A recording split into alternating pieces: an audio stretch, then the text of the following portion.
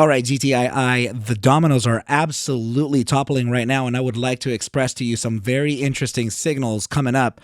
So let's go ahead and get that going. What is up, you guys? Thank you so much for stopping by once again. This is ARCa coming at you with a GTII technicals, raw price action, and statistical thread of analysis on this Taco Tuesday.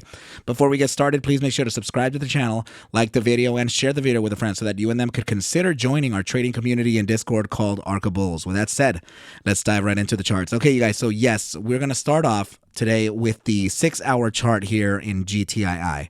Okay, so by viewing, just by viewing this raw price action, just by candles, right, I can already see the potentials of where we can kind of go. Okay, so what I'm already looking at, and we're going to validate this, okay, what I'm looking at here is a potential touch of this area here about 171 to about 172. And then this could actually, this regression here could actually work as a resistance for us to come back down to the space of about 165 to 159. Okay, this would be the support range. Okay, so we're just going to go ahead and leave it kind of right in the middle here, just so that we can, understand what the possibilities are before we can actually make a continuation to the upside. Okay, so let's go ahead and touch on those possibilities. First of all, 6-hour time frame does take a bit to kind of fulfill, right? I'm talking about every candle being 6 hours long, right? So you would need one 6-hour candle to kind of make this upside move here. Please notice that this was an entire 6-hour candle here, right? The space of the opening from 168 to the closing, or to the high of about, oh my goodness, yeah, that's literally within the same cent, 168 to 169, right? All 6 hours right there. So you can see just how long something like this can take, right? Potentially a whole day, potentially a half a day. It's just, we don't know. But nevertheless, let's go ahead and move on to the next chart. But please remember what I'm talking about here. I need you to remember the targets, okay? So 171 or 172 at the resistance of this regression before a pullback to eventually finding support from the 165 to the 159 level, okay? 165 being very particular because we have this candle here, the high of it you can see on the H, right? Let's go ahead and hover over it. You can see 165 right there. On this candle here, the closing of it, right, on, you can see it on C, right? So the C is 165, right? This candle high, the wick high right there on the H, you can see 165, right? So lots of confluence there, right? Even this wick low right over here, you can see it right when we hover over it, you'll see the L right there, right? So L is 165.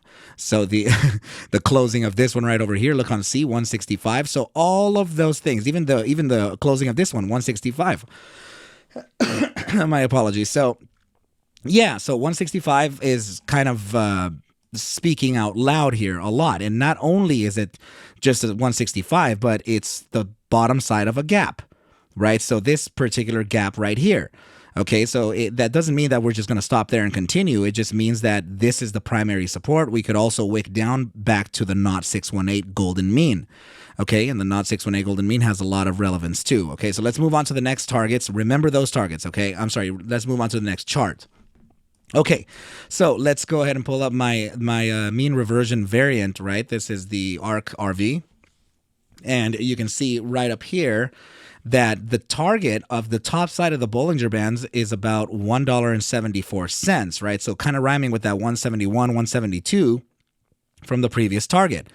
And now upon, see, like, it's been oftentimes to where we actually come up to the bands and we retrace, right? So it's very often that we actually do that. We go up to the bands and retrace, right? It's normal for this for the price action to kind of follow volatility in that manner, right? So in this case, I can definitely see an upside continuation to around that 171 to 174 in this case, and retracement back to the mean. And the mean right now just happens to be located at, guess where? Yep, 166, and we were just talking about the relevance of 165 right over here, right? So, I mean, notice how many times we've used that the mean band as a support, right? Support here, support, right? So very likely for us to come up and then come back down to that 166 before a bounce and a continuation to the upside. And I am saying continuation to the upside for a very specific reason, okay, you guys? So let me just continue validating our current thesis. okay? So now, based on the 6-hour chart here in this perspective, okay, please notice that the 2-spot 618, where is it located? Yep, you guessed it right, 172. Right where the area that we're talking about on the first chart, right, 172 or 171, you can see the valuations right up here, right? So right about there before a retracement back, right? Of course, right over here, we see that 174 target, right? So now we're seeing another area right here, and this is now geometrics telling us that 172 would be an area of resistance. Okay, so the 172 area, of course, has lots and lots of relevance to it, right? All these candles right over here. I mean, just it's incredible how much the 172 area has been used, okay? And now retracing back, you can clearly see that between the 2-spot 272 and the 2-fib, you have 168 to 164, 165 and 166 being right in between, right in the target that we were talking about that we can bounce from, right? So now the last validator for this is, of course, the Gaussian channel. Please notice that the resistance of the Gaussian channel is located on the mean band, located where? 171. My goodness gracious. Okay, so yeah, we very likely we can see a resistance tomorrow at about 171, 172, potentially 174 wick right before we can actually come back down to validate between 159 and 165. Okay, or 159 to 166 to be very clear.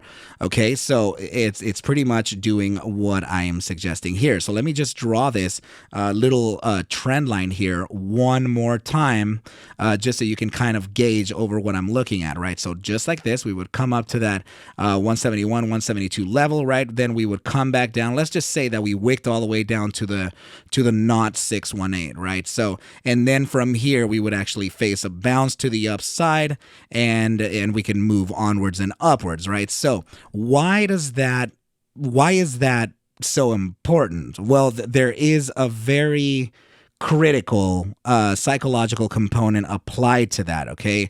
As you can see here, that please notice that we would essentially be building an inverse herpy-derpy, okay? So an inverse head and shoulders, right? So I don't really like this formation too much. It doesn't have a great hit rate, but it's a psychological component, and many formation or pattern traders do look at this as well. So it would essentially validate our thesis further, right? Using now a psychological component, right? So then now that would actually give us not only a psychological target, but also actually we'll look at the geometrics versus psychology, right? So in this case, you would actually take a trend line from the top side of the neckline, right, from the inverse head and shoulders, and then you would apply it. You would apply it to the lowest area where this, where the candle led to, and then from there we would apply it to the supposed breakout zone. Let's just say that we were to break out here tomorrow, right? So it's very interesting because it would take us to the 1-spot 272 at $2.02. Now, this is a whole other story here, and it's very, very powerful, okay? In fact, it's taking us to $2.03, okay? So why does that matter so much? Well, first of all, I already have a range here for us to take into consideration that is that is between the area of $2.03 to the 1-spot 618 at 225. Why is that really important? Well, let's just zoom out, and please notice right over here, there is a gap, right? This gap right here, located right from the area that our inverse herpy-derpy is trying to take us to, that happens to be located right where many, many candles are using as a support. That just so happens to be located right where the 1-spot 272 is located. That just so happens to be right beneath the 1-spot 618. That happens to be right at the support or resistance touch of the top side of our gap. All right, you guys, so that's just an enormous amount of ridiculousness right here, I say, right? So now another thing to kind of validate or further validate what we're talking about is, of course, the moving averages, okay? So let's go ahead and just notice that the SMA 100 is located where? Right here. This is the blue line right here, and it is located, guys, take a look at the target on the right, 172. My goodness in heaven. All right, you guys. And now take a look at the SMA 10. Where is that located? Well, you guessed it right, 164. My goodness. All right, you guys. So yes, it's just, this is enormous. Okay, you guys. So we are absolutely looking at some potentials of that's the entire play that I'm pretty much telling you that could happen tomorrow, right? Before a continuation to the upside. I'm not sure that we can reach the 202 tomorrow, right? But it would be our destination. And why would I suggest that we would move so violently to the upside? Well, good question, guys. Let's go ahead and now move on to that next topic. 6-hour volatility versus momentum, right? This is volatility represented by the indicator BBWP, and this is momentum. Okay, you guys, please notice that we're starting to get an upside pivot on the EMA3, upside pivot on the 14-day simple moving average. Please notice that we're at critical contraction here, which is usually and mathematically programmed to create increase of volatility when we are so maxed out in zero volatility. Okay, you guys. So what essentially validates the incoming move to the upside is no, not the fact that we have the RSI at the 6-hour bouncing from the 14-day simple moving average from the gravitational zone with a massive upside pivot. No, that's not it. All right. But yes, it is a good sign, right? But it's not it. And this is why. Okay, you guys. So let's just go ahead and no, I'm going to bring these down to the 4-hour, right? This one and this one here. Okay, so now we are looking at the 4-hour chart here. Please notice critical contraction with an upside pivot on both the EMA3 and the SMA 14. Let's go ahead and drop just a little bit lower to see if we have anything like that too. All right, the leading indicator here, the 3-day exponential moving average upside pivot in the gravitational zone of the bullish control zone. Okay, and the bi-hourly volatility also in critical contraction, and it's actually the moving average is now starting to suggest that incoming volatility is on its way. Now ARCa has to make a back test throughout the freaking entire trading history that unfortunately I may not have on the 6-hour chart to see where we're going to go. But very likely we're going to 202. All right. So just expect a pullback tomorrow, allowing some of those bulls to gain that entrance, right? Right now, guys, I would not suggest shorting GTII. This is massively setting up for some crazy ass move. Okay, you guys, and I don't understand what exactly that can be, but what I can tell you is that psychology here, right, and geometrics here, and physics over here, and freaking just reversion variant algo suggesting that, and man, and then yeah, just more and more crap. All right, you guys. Yeah, so let's go ahead and now move on to the next chart and see what's happening. This is the ebb and flow that we were talking about in that stochastic momentum, right, you guys? So I just wanted to kind of, touch bases with you and show you that the time that I how I perceive time in the markets is in fact kind of like how it's going, right? So you guys know that I've been following this for a few videos now, just so you can see kind of like what I'm expecting, right? So it's in fact making that, right? So it's just it's not what I personally want, or it's not even my opinion at all. It's just the way it moves. It's just the way the psychology kind of makes the market move, right? So it just is what it is. It's basically what I'm saying, right? So yeah. So I mean, everything is still looking pretty good in my opinion. Okay, guys, in 1 day and 15 hours, we're going to get the closure of this 5-day iteration where very likely it's going to close in the green, okay? And pretty much because of the moves that I just gave you right now, right? So it's a very nice accumulation event, okay? But please remember that we still have to combat that. We still have to combat that area of 181, okay? We are in that.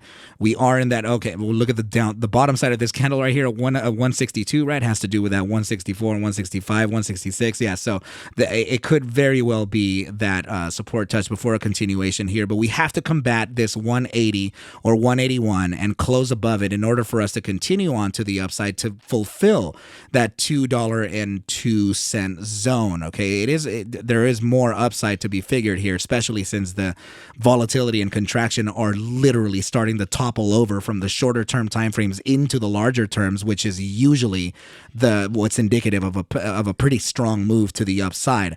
Okay, you guys. So and here's the 3-day iteration momentum, just to kind of keep you in the loop here. Still kind of moving along our direction, right? So these are my drawings, right? This the blue and the orange line representing the teal and the yellow from the stochastic momentum, and we're still moving on that path that we were talking about, right, you guys? So it is looking very good. Still, we're still contracting. The statistical move that would essentially take us to 971% on average, right? It's just a statistic. It's not a certainty, okay? It's still in play because we have not touched the critical contraction zone of the 3-day, which, by the way, may actually never touch it because the increased volatility in the shorter time frames may increase volatility on the 3-day, right? So let's move on to the last chart and validate further what we were talking about. All right, immediate short-term time frame, guess what? Resistance right at that 14-day simple moving average, which could be in line with what? Yes, 172 to 171, right? Before actually touching resistance and coming right back down, and then finding some type of support at that, those levels at 164 or 160, 164 to about so now what's essentially what I'm looking at here is if you're just curious about that, right? I'm just going to go ahead and draw this resistance from the 14-day simple immediate short term, right?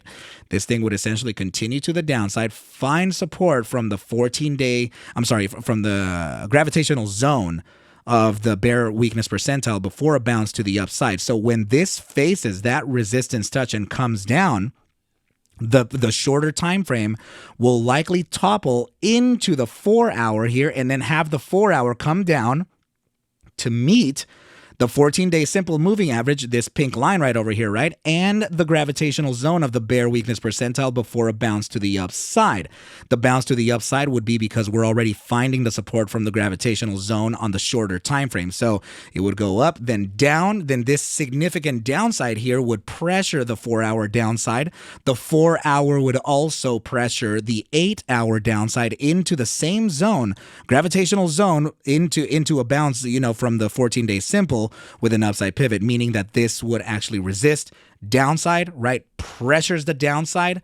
The 30-minute moves to the upside, thus topples over into the 14 days, into the 4-hour, and then the 4-hour would bleed into the 8-hour, creating an upside pressure as well. And then what validates these three formations here is, in fact, the daily. The daily is already in the gravitational zone of the bear weakness percentile with an upside pivot from the 14-day simple moving average, thus pressuring this further to the upside and creating a potential bullish cross of the 14-day simple moving average from the 3-day. Why would that be suggested? Because the RSI signal is in the gravitational zone, and that would essentially help us succeed the top side of the 14-day simple moving average. My goodness in heaven, this is really, really, really a play happening right now. And please notice your 5-day iteration right now may actually make a very bullish cross over the 14-day simple moving average. Why? Yes, we are in the gravitational zone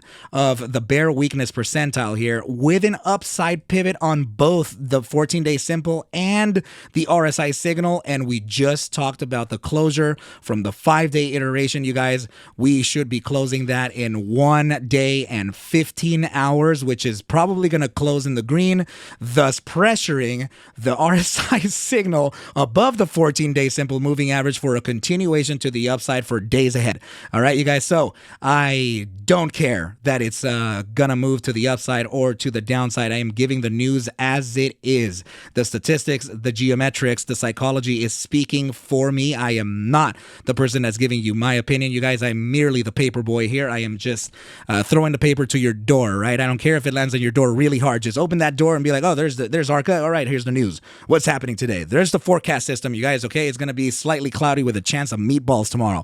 All right, so let's go ahead and give it up for freaking GTII here, because it's looking very healthy.